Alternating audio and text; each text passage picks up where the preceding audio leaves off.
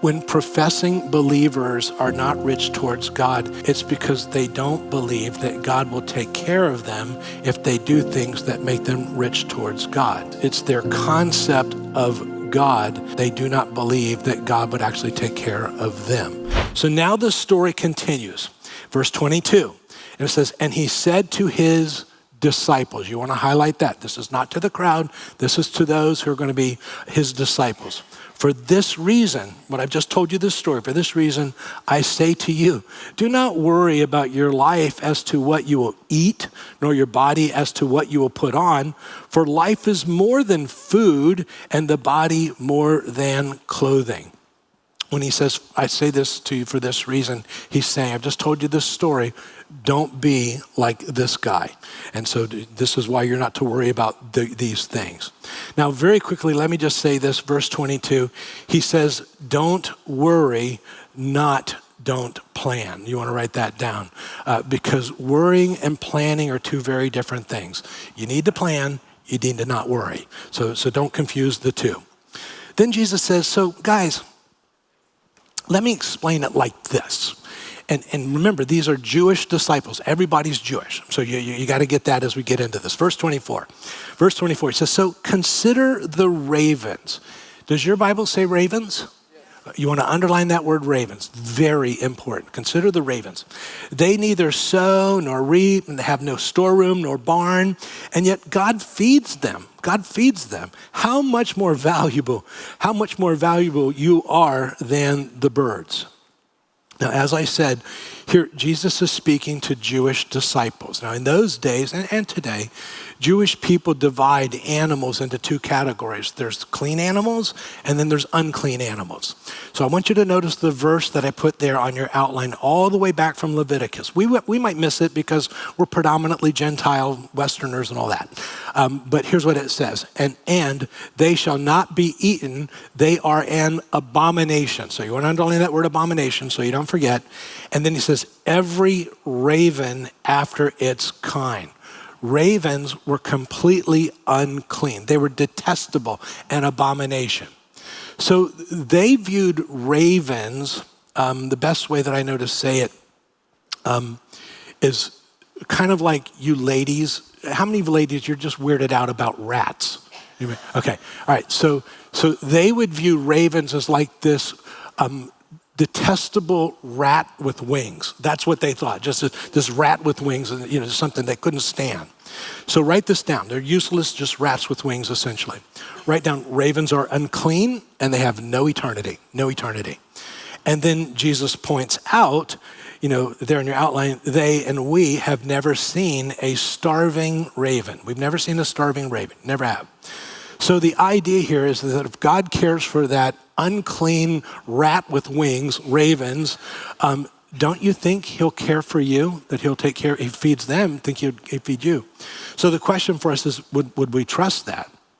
The reason so many people who go to church each and every week are not rich towards God, it's not because of God, it's because of their concept of God, who they think God is. You see, at our core, we think, of course, God would take care of the ravens. You've never seen a starving raven, this unclean rat with wings. But we don't trust God that he would take care of us. So more than 50% of the people who go to church would never take the steps becoming rich towards God. And that's because of our concept of God. Verse 25.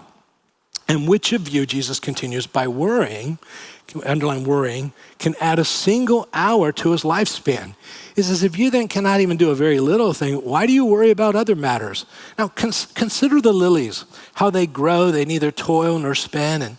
But I tell you that not even Solomon in all his glory clothed himself like one of these. But if God so clothes the grass in the field, which is alive today, and tomorrow is thrown into the furnace, underline, how much more will he clothe you, you men of little faith?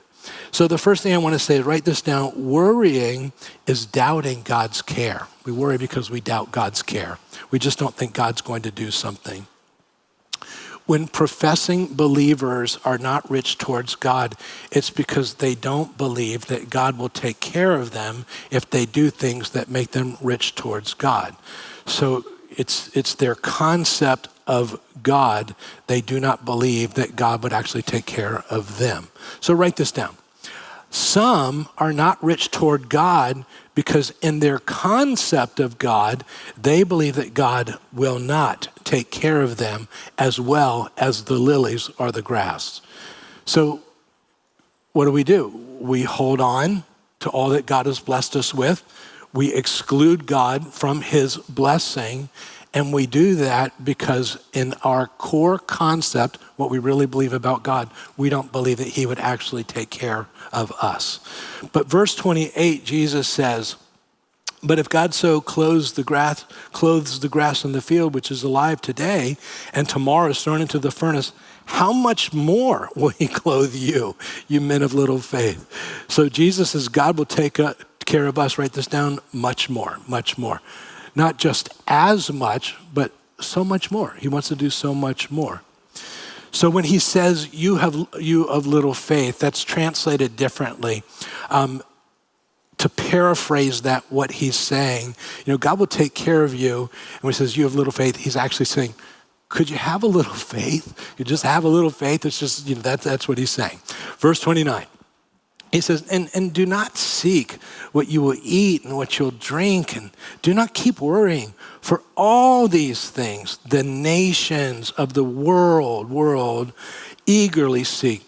But your Father knows that you need these things. He already knows that you need these things. I put that verse there on your outline from the NIV.